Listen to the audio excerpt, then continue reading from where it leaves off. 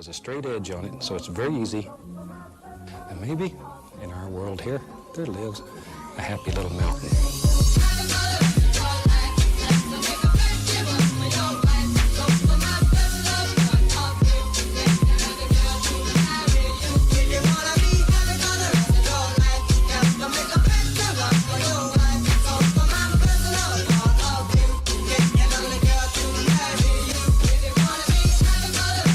Hello everyone, welcome back to my channel. If you're new here, my name is Caitlin. I upload a whole bunch of different types of videos on this channel, mainly to do with sort of true crime, mystery, psychological experiments, and today I'm doing one that I haven't really done before. I'm focusing in today's video on a serial killer, a known serial killer. None of this is a mystery or anything, it's just sort of like one of those topics it's just really interesting to discuss. I first came across this woman in A-level. I was told to sort of pick a serial killer that I'd never heard of and basically just research them and what they did, their crimes, their timeline, everything like that, and that's what I'm bringing to you today because personally before doing that task I'd never heard of Mary Ann Cotton. I'm sure some of you might have because she's considered to be one of the earliest known female serial killers in the UK, but because I don't really do many sort of UK based videos or many serial killer based videos, I thought this would be a nice place to start. It's really fascinating just from start to end. So if you want to learn a little bit about Mary Ann Cotton and her crimes, then keep on watching and we should just get started. The whole of Mary's case is fascinating to me because none of it is confirmed. All of the sort of trial and everything of Mary Ann Cotton was because of suspicion.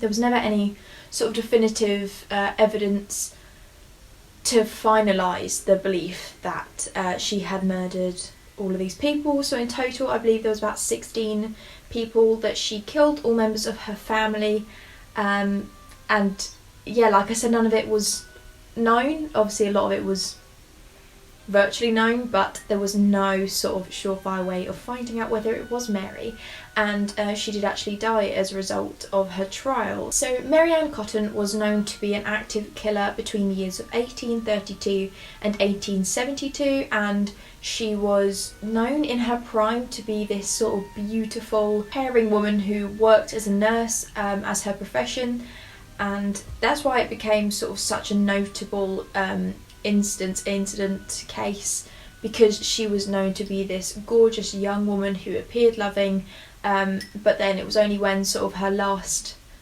murder took place that people started to actually connect the dots as to her and her links to all of these dying family members. So Mary Ann Cotton was born in the year 1932 under the name Mary Ann Robson. The first 8 years of her life, her and her family lived in Sunderland, and then in 1840 her and her family moved to a place in Durham County called Merton. So when Mary started this new school after moving to Durham, she immediately had trouble sort of adjusting, making friends, as it happens in a lot of cases. It's super common. Nothing necessarily to do with how she was acting or anything, she just struggled making new friends and adjusting to this new school, this new place. But like I said, that was kind of common for an 8-year-old who's just moved away from home. But then to make matters worse, not only was she having trouble in school, not long after they'd moved to Durham, Mary's father actually died after a mining accident. He fell down a mine shaft, and this played a huge part in Mary's sort of troubles in early life. So as you can tell, Mary didn't have the easiest of childhoods, and then when she was about 14, her mother actually remarried a man who Mary didn't particularly get on with. So this new stepdad of hers, he wasn't extremely wealthy, but he was a decently wealthy man in comparison to the way they'd been living, the conditions they'd been living in particular since her father's death. So introducing this new man into her house, she kind of got a taste of the lifestyle that came with having a little bit more money, and she really enjoyed that, despite not getting on with the stepfather very well. But she did, it was at this point she was kind of introduced to this slightly more luxurious lifestyle that she would later sort of crave. But like I said, she didn't get on with this man very well, and then 2 years later, when she was 16, she moved out on her own. Mary straight away got a job working for a wealthy family, so she was kind of like their live-in servant. This family had 12 children in total, and basically Mary's main job in this household was to look after these 12 children. So this is where she sort of started to again reinforce this view of luxury and the wealthy lifestyle that she craved, but she also then started to have very negative experiences with children, because as you can imagine, being one of the only servants looking after 12 children might put you off dealing with young kids for a while. So this is really where she started to work out what she liked and what she didn't like. Then a few years later, when she was just 20 years old, she met her first husband. His name was William Mowbray, I'm not sure how you pronounce that, but they moved to Cornwall together and they ended up having 5 children together. So this is where it all begins, and like I said, none of this is known until sort of retrospectively, until her final murder, so we don't know exactly who she killed, exactly how she killed them, but as I go through sort of the listing of the family members and her timeline, you will see a link between them all. So we can only assume that she is to blame for the majority of their deaths, if not all of them. So like I said, her and William had 5 children while they were living in Cornwall, and 4 of these 5 children died of gastric fever just not long after the birth, so they were only young before they died. And then in June of 1860, their final child, 5th child, whose name was Margaret, she died as well. A year later, in 1961, they had another daughter, and then 2 years after that, they had a son. It was around this time they were sort of realising they were really struggling for money.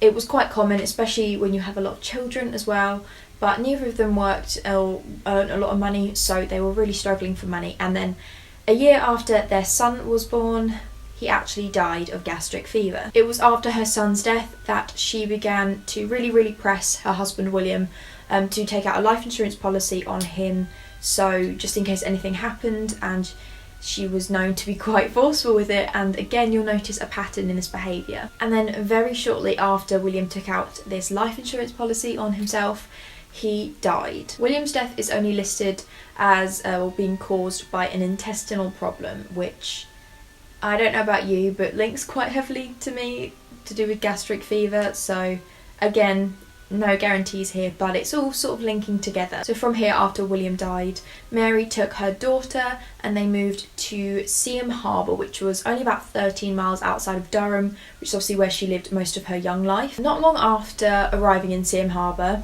Mary sent off her daughter Isabella to go live with her mother. She just shipped her off, said, "Go, you're going to live with my mother, your grandmother," and then she continued living alone in Seaham Harbour until very shortly after she met a man named Joseph Nattrass. Joseph was married when he met Mary, and because Mary was this beautiful young woman, they decided to have this love affair. It was quite a passionate, it was just a very quick love affair. Then, like I said, he was engaged, and not long after they began their affair, he actually got married to the woman he was engaged to, and it was at this point that Mary chose to call off the relationship, move away from him, and just end it completely. Mary met her next husband, his name was George Ward. A few years later, she was actually his nurse while he was a patient in hospital. But then just over a year after they got married, George died of, you guessed it, gastric fever. He had been her patient in the hospital for a long time, but whatever, I couldn't find exactly sort of what his ailment, what he was suffering from. But it was noted that it was quite a big shock when he died, because yes, he had been a patient, but there had been no sign of imminent danger. Whatever it was that he had been suffering from wasn't necessarily deadly. So when he died, it was very surprising, and people were sort of quite taken aback by his death because it was so unexpected. But despite this, no suspicions were raised when he died suddenly, and Mary received all of the money from his life insurance policy. So not long after George died, she moved to Sunderland, where she went to work for another man. His name was James Robertson, and he needed someone to come and look after his kids as his wife had recently died. So Mary was employed as a live-in nanny or servant, or whatever you want to call it, but very shortly after the beginning of her employment, one of the youngest children of the Robinson family died of a fever. So James, he'd not long lost his wife and then lost one of his youngest children. He sought comfort in Mary. She was obviously this beautiful young woman working for him, and they ended up getting together. Quite early on into their relationship, Mary found out that she was actually pregnant, but then very quickly after she found out she was pregnant, she then received word that her mother, who was living with her eldest daughter Isabella, fell ill, so she decided to up and leave James Robinson just temporarily to go and stay with her mother while she was ill. And then only 9 days after arriving to visit her mother, who wasn't super ill but she had fallen ill, her mother died. From here, Mary took her daughter Isabella and brought her back to Sunderland to go and live with James Robinson and his family. But then in 1867, it was a very eventful and obviously heartbreaking year, Isabella and 2 of James's children died of gastric fever. Later that year, Mary then gives birth to her and James's daughter, who then only dies a few months later, again of a fever. And still, despite all this common occurrence, no suspicions were raised, and later that following year, her and James got married. Not long after their marriage, Mary gives birth to their son,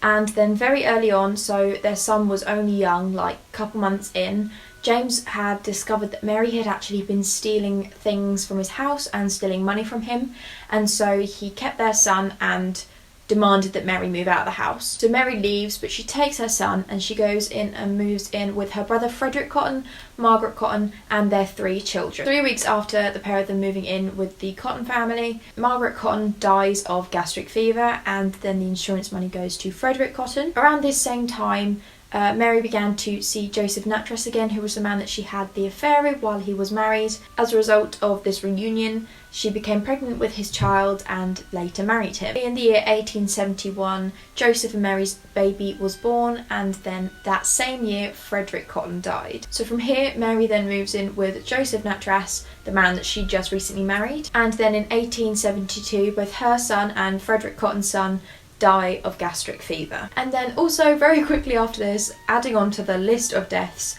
Joseph Nattrass dies of gastric fever and then leaves his insurance money to Mary. So Frederick still has 1 living son at this point who is living with Mary, and she tries all she can to get him into like a workhouse, but they turned him down, they refused. And what was weird about this was that as they were being turned away from this workhouse, Mary was reported saying to the workhouse owner that the boy that she was with, the boy she was trying to give off to the workhouse, he would die within a week, and surely a week later he died of gastric fever. So this boy, his name was Charles Cotton, and this was the death that sort of sparked it. So this was the final death that really drew attention to Mary, and then people started realising this trail of deaths that were following her. And it was when the news of her prediction of his death became public knowledge that there was this huge uproar, and people saying, well, she's obviously guilty of all these other 15 odd deaths